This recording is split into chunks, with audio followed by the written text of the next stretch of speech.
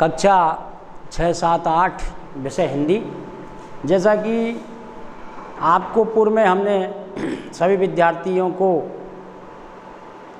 पूर्व में वर्ण बताया, आज हम आपको उत्कर्ष क्लासेस में ऑनलाइन यानी कि संज्ञा समझाएंगे। संज्ञा, व्याकरण का पहला बिंदु है संज्ञा। तो संज्ञा के बारे में समझाएंगे आज। संज्ञा यानी इंग्लिश में नाउन, मतलब संज्ञा। संज्ञा बहुत ज़रूरी है हिंदी बारे में। व्याकरण में संज्ञा पहली चीज़ है। संज्ञा जानता है जो विद्यार्थी, वो व्याकरण की कुछ बिंदुओं को बहुत कुछ जानता है। जैसे संज्ञा को बोला नाउन, तो इंग्लिश में इसको नाउन कहते हैं। अगर इसी शब्द को हम तोड़ें और तोड़कर बोलें, अगर इसको तोड़ दिया जाए और इसको बोल दिया जाए तो सम प्लस ज्ञा। सम माने पास, समान, ज्ञा माने ज्ञान, पूरा ज्ञान जो संज्ञा शब्द के अनुसार होता है। संज्ञा में अनुसार संधि है, सम प्लस ज्ञा, यानी कि मेल अंत के बाद कोई भी स्वर आ जाए, हर व्यंजन में स्वर है तो स्वर आ जाए तो वो अनुसार संधि है। तो यहाँ संज्ञा शब्द में भी अनुसार संधि है। संज्ञा, सर्वनाम, विशेषण, ये व्याकरण के ही बिंदु हैं। तो 6, 7, 8 में कक्षा में संज्ञा सीख लेना बहुत ज़रूरी है, क्यों कभी कभी संज्ञा पूछ लेता है, पेपर में भी संज्ञा पूछी जाती है। और जब तक संज्ञा का ज्ञान नहीं होगा तब तक अपन कुछ नहीं कर सकेंगे। संज्ञा की परिभाषा अपने शब्दों में बोल रहा हूँ, पहले में लिखी हुई अपने शब्दों में हो सकती है। संज्ञा नाम तेरा नाम, तेरा नाम सीताराम, सीताराम तेरा नाम, तेरा नाम संज्ञा नाम, संज्ञा नाम संज्ञा नाम, संज्ञा नाम, नाम ही संज्ञा है। कुल मिलाकर बात है किसी चीज़ का नाम ही संज्ञा है, किसी वस्तु। तो हमने परिभाषा लिखी है, संज्ञा की परिभाषा लिखी है हमने अभी आपके सामने। तो संज्ञा की परिभाषा क्या लिखी है देख लीजिए।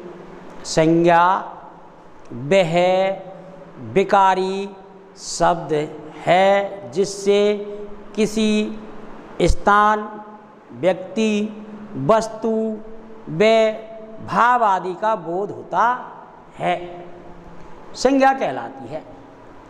दोबारा सुन लीजिए और पुनः उसको ध्यान कीजिए और याद कीजिए। संज्ञा वह विकारी शब्द है जिससे किसी स्थान, व्यक्ति, वस्तु व भाव आदि का बोध होता है, संज्ञा कहलाती है। कुल मिला के बात ये संज्ञा की परिभाषा है। ये संज्ञा सम प्लस ज्ञा संज्ञा। तो हमने वो जो दोहा बोला, लोकोक्ति बोली, सीताराम तेरा नाम, तेरा नाम सीताराम, सीताराम संज्ञा नाम, संज्ञा नाम तेरा नाम, तेरा नाम संज्ञा नाम, नाम ही संज्ञा है। जैसे रमेश संज्ञा है, उदाहरण के लिए नाम हो गया ना। दिनेश, गंगा है, मान के चलिए नदी, पर्वत, हिमालय, मोहन, सोहन, कुछ भी बोल दीजिए, राजस्थान पत्रिका, जयपुर, चांदपोल, कहीं का नाम बोल दीजिए आप, खेड़ला, महुआ, हैं जो ये नाम बोलोगे वो आप समझते जाएंगे। जिसका नाम बोलोगे, जैसे जिसका भी नाम बोलेंगे, जो गांव का नाम बोलेंगे वही उसमें नाम में संज्ञा है, ठीक है नहीं।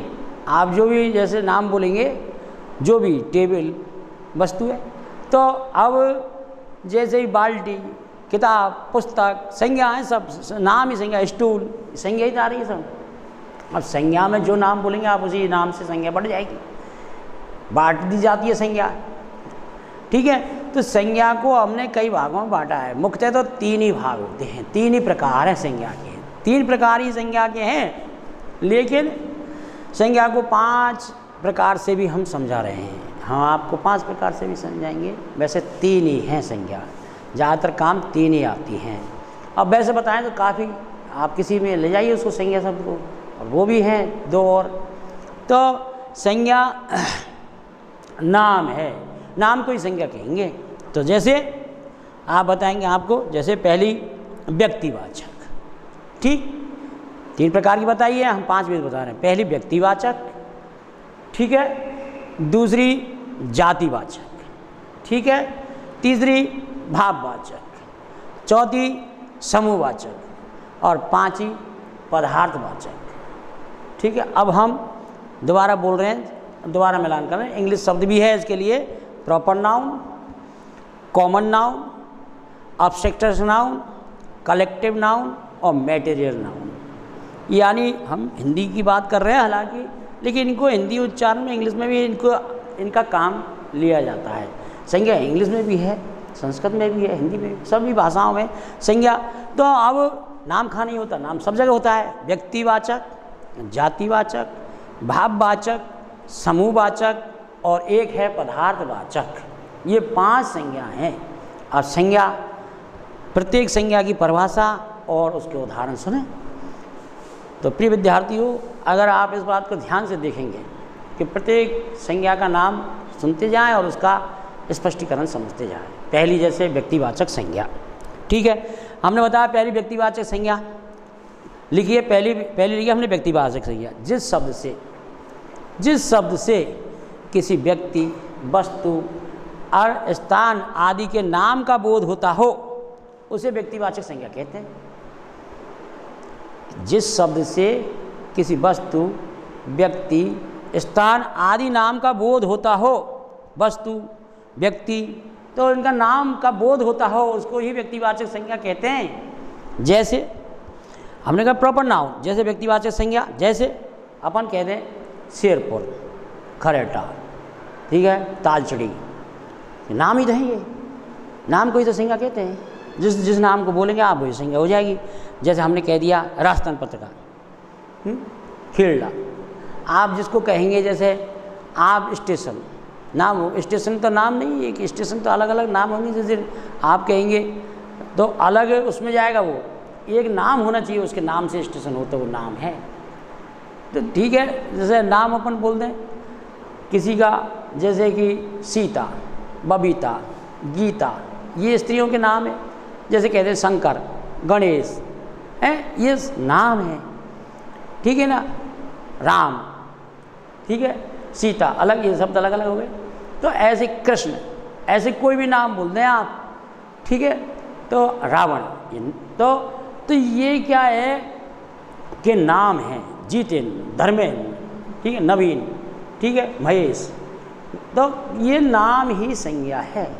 तो अमन ने जो दिखाया है, तो जैसे कि हम कहते हैं गंगा, जैसे दयानंद, रामायण, नाम ही तरह दयानंद सरस्वती, रामायण, ये सब किस में आएंगे? व्यक्तिवाचक संज्ञा में आएंगे। अपन व्यक्तिवाचक की बात करें तो व्यक्तिवाचक में व्यक्ति का नाम होना चाहिए, ठीक है ना। जैसे धर्मवीर, धर्मचंद्र है, हमने नाम बोल दिया, सोनलाल है, किशनलाल है, तो क्या नाम बोलेंगे उसका जैसे हो जाएगा। अपने गुरु जी का नाम बोलें जैसे, अब आप स्वयं पे घटा लीजिए अपना नाम बोल दीजिए आप, वो ही आपकी संज्ञा है, आपका नाम संज्ञा में जाएगा। अब आप कौन सी संज्ञा है देख लीजिए आप, पुल्लिंग में, स्त्रीलिंग में, कैसे, लिंग अलग चीज़ है, यहाँ लिंग नहीं बताई जा रही है, संज्ञा बताई जा रही है। तो संज्ञा जैसे गोविंद है, संज्ञा है, समझ गए, है, मान लो राधे श्याम है, ठीक है, बाबूलाल है, ये नाम जो संज्ञा है, समझिए आप। वस्तु है, जैसे वस्तु में है गई कोई भी बाल्टी है, मतलब हारमोनियम है, वस्तु ही तो है ये जैसे, तो ये वस्तुओं के नाम अलग हैं।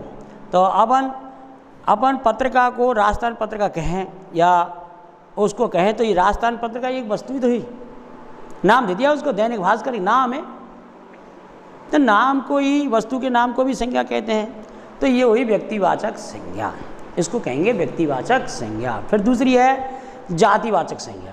अब उससे जिन शब्दों से, कॉमन नाउन जिसको कहते हैं ना, जिस शब्द से व्यक्ति, वस्तु आदि जाति का नाम का बोध होता हो,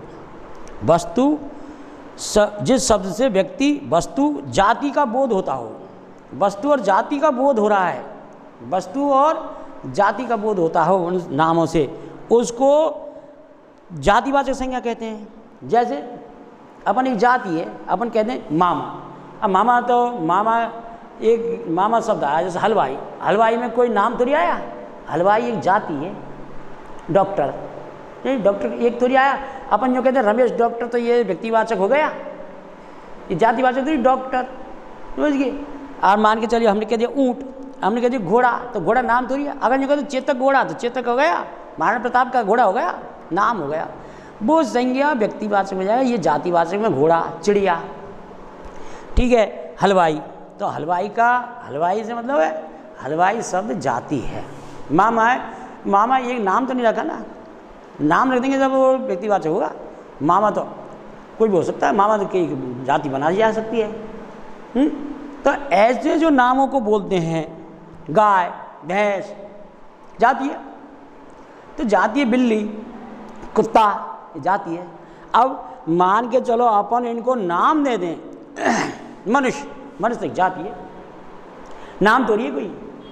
नाम होता तो जाति मृत्यु से वो व्यक्तिवाचक में चली जाती। तो यहाँ तो ये क्या हो गई, जातिवाचक संज्ञा। अब जातिवाचक संज्ञा हमेशा क्या होते हैं, इनमें सभी शब्द ज़्यादातर बहुवचन का काम करते हैं। बहुवचन के प्रकार से जातिवाचक का बोध होता है। बहुवचन, मामा बहुवचन, हलवाई बहुवचन है, इसलिए जातिवाचक संज्ञा है। ये बहुवचन जो शब्द आते हैं संज्ञा में प्रयोग होते हैं, वे जातिवाचक में होते हैं। अब आगे की बात हम चलते हैं।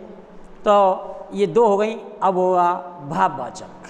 ठीक, तो भाववाचक संज्ञा। तो भाववाचक संज्ञा क्या है? भाववाचक संज्ञा किसको कहते हैं?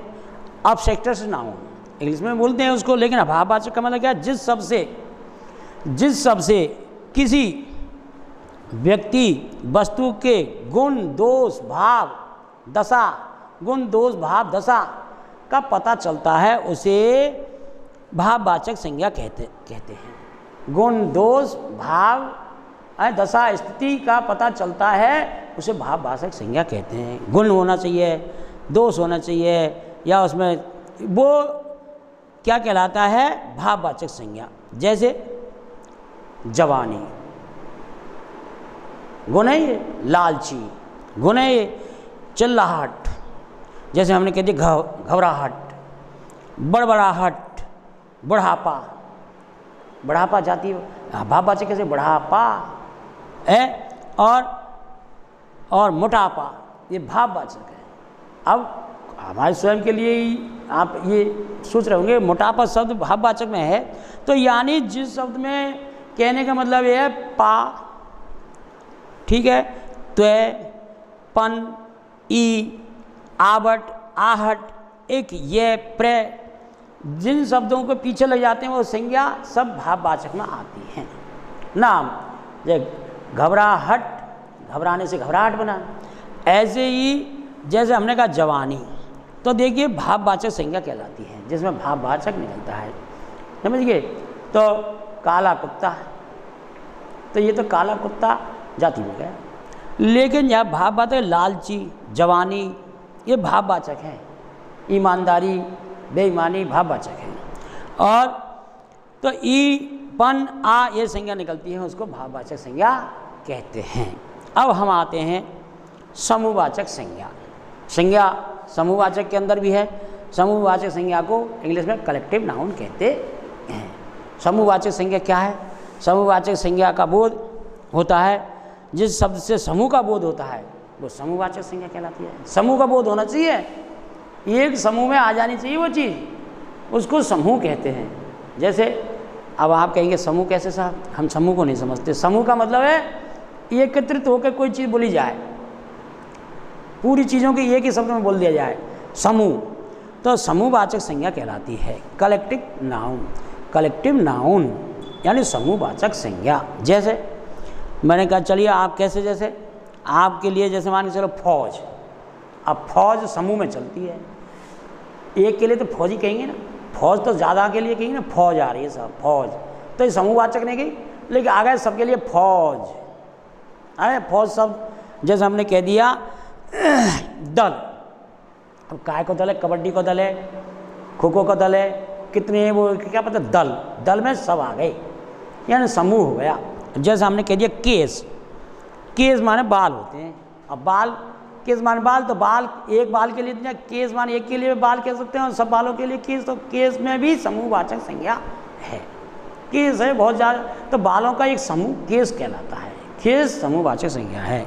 और जैसे मान के चलो हमने बोला, जैसे हमने बोला सेवा या गजरा, ठीक है, गजरा बोला हमने, गजरा, सेना, फौज, सेना, गजरा। गजरा किसको? क्योंकि गजरे में बहुत सामग्री होती है, गजरा पहना जाता है, उसमें कई प्रकार की चीज़ें होती हैं।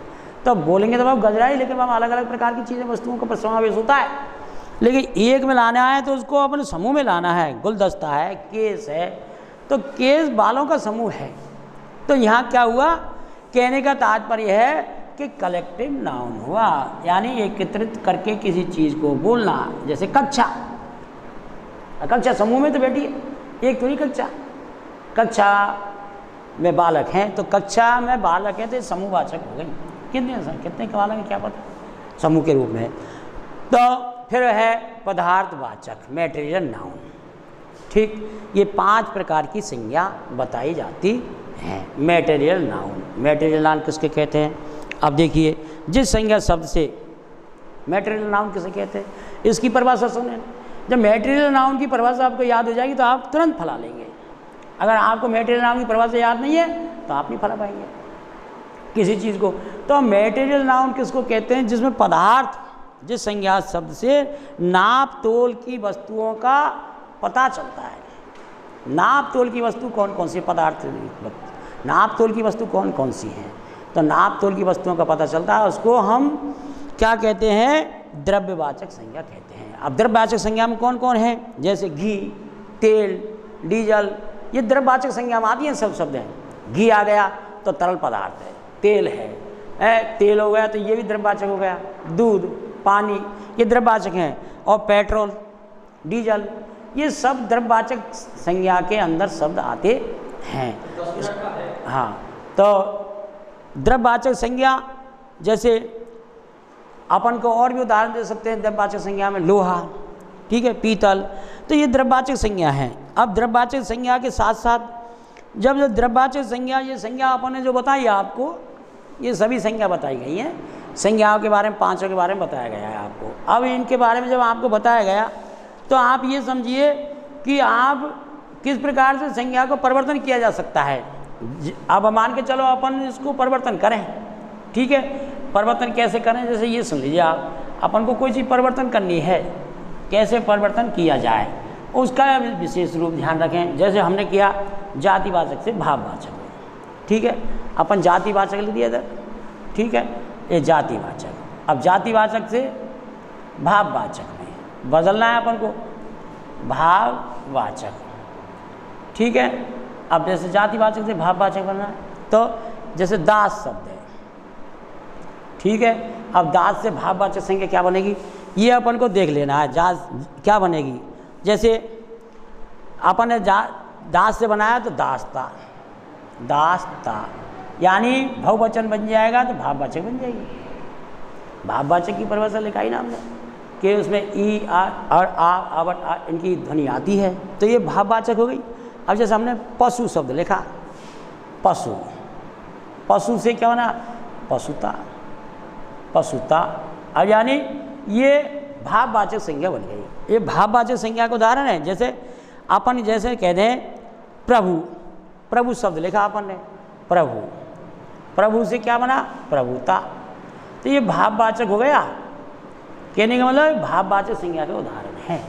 अब भाववाचक संज्ञा में और भी उदाहरण दिए जा सकते हैं। जैसे अपन दे दें, जैसे सेवक, सेवक शब्द है, सेवक। अब सेवक से क्या बनेगा? सेवा, ये भाववाचक संज्ञा बनेगी। तो भाववाचक संज्ञा, जातिवाचक संज्ञा, व्यक्तिवाचक संज्ञा, समूहवाचक संज्ञा, पदार्थवाचक संज्ञा, संज्ञा नाम ही संज्ञा है। अब अपन मान के चलो, अपन यह कहें कि नहीं जातिवाचक संज्ञा और या जातिवाचक संज्ञा को जैसे और भी जातिवाचक संज्ञा शब्द बनाना है, जैसे हंसना, तो इसका बन जाएगा हंसी, हंसना शब्द है तो हंसना मतलब हंसी, ये संज्ञा है। अब मेरा कहने का मतलब सभी से ये है कि आप कुछ बदल रहे हैं, जाति से भाववाचक संज्ञा, क्रिया भी बदल सकती है, शब्द भी बदल जाता है। जैसे मनुष्य, मनुष्यता बदलता है, मनुष्य मनुष्यता, जैसे मनुष्य शब्द लिखा अपन ने, मनुष्य, तो मनुष्य से क्या बनेगा? जातिवाचक, मनुष्यता, मनुष्यता, ये जातिवाचक, ये क्या है? भाववाचक बन गई। ये जातिवाचक से भाववाचक बन गई, ये ध्यान रखिए। और पुरुष से पुरुषत्व, पुरुष शब्द है, पुरुष से क्या बनेगा? पुरुषत्व, पुरुषत्व, ये भाव, तो ये भाववाचक संज्ञा बन गई, जातिवाचक। ऐसे संज्ञाओं को परिवर्तन किया जा सकता है। तो अपन जो शुरुआत से चल रहे हैं क्या? संज्ञा, संज्ञा क्या है? संज्ञा किसको कहते हैं, संज्ञा की क्या परिभाषा है। अब आपको कैसे पूछा जाता है ये संज्ञा, आपको नाम भी दे देगा, जैसे मोहन पेन से लिखता है, ठीक है, ये उदाहरण दिया अपन ने। कल्पना कीजिए अपन ने लिख दिया कि मोहन स्कूल जाता है, या मोहन कलम से लिखता है, या मोहन पुस्तक पढ़ता है, तो मोहन पढ़ता है, सब कुछ करो ऐसे लिख दिया। तो अपन यहाँ में पूछेंगे कि इसमें संज्ञा क्या है, तो मोहन शब्द है, ये व्यक्तिवाचक संज्ञा है। क्या है ये, व्यक्तिवाचक संज्ञा है। क्यों, पढ़ना तो उसका कार्य है, लेकिन वो क्रिया है ना, संज्ञा तो मोहन है, नाम ही तो है संज्ञा। मोहन पढ़ रहा है तो पढ़ने का काम करता है, तो मोहन संज्ञा है। तो इस प्रकार से हमने आपको संज्ञा बताई। पुनः सुन लें, संज्ञा सम प्लस ज्ञा, ये सीधी सी बात है। सम प्लस ज्ञा को के अनुसार शब्द की संधि विच्छेद कर दी और संज्ञा शब्द हो गया, इसको कहेंगे अपन संज्ञा यानी नाउन। अब इंग्लिश में भी है ये, हिंदी में भी है। तो आप कहेंगे, जैसे मान के चलो, आप और भी कई उदाहरण आ सकते हैं संज्ञा के। संज्ञा के जितने भी उदाहरण बोलेंगे इतने भी कम हैं, जो नाम बोल दोगे वही संज्ञा है, ठीक है कि नहीं। तो ये तो जातिवाचक है। अरे व्यक्तिवाचक का नाम लेंगे तो वो भाववाचक में नहीं बदलेगी व्यक्ति से, वो तो नाम तो बदलता थोड़ी है, नाम तो वही रहेगा। जाति भाव में बदल जाती है, नाम कैसे बदलेगा, दिनेश नाम बदलेगा कोई है, तो लिंग बदल सकते हैं उससे, तो ज़्यादा बोलेंगे अटपटाक लगाएंगे तो उससे जाति नहीं बदलती है नाम की, ना भाव बदलता। नाम तो व्यक्तिगत का नाम ही होता है, जैसे दिनेश है, दिनेश को कैसे बदलेगा भाई, नहीं बदलेगा। तो ये कहने का तात्पर्य ये है कि हमने आपको संज्ञा 5 प्रकार से बताई है। तो किसी स्थान वस्तु व्यक्ति के नाम को संज्ञा कहते हैं, तो ये आपको हमने संज्ञा की परिभाषा दी है। और संज्ञा आगे चल के फिर आपको उदाहरण देखने हैं, तो जो उदाहरण आपके समझ में नहीं आते उन उदाहरणों को खोजें और उदाहरण जांच कर लें कि ये जातिवाचक संज्ञा है या नहीं, या व्यक्तिवाचक संज्ञा है या नहीं, या व्यक्तिवाचक संज्ञा है या नहीं, या समूहवाचक है या पदार्थवाचक है। तो पदार्थवाचक की हमने पहले ही बता दिया आपको। तो ये यहाँ पर संज्ञा शब्द की पूर्ण संज्ञा होती है। इसके बाद हम दूसरा कार्य बताएंगे। आप बंद करो।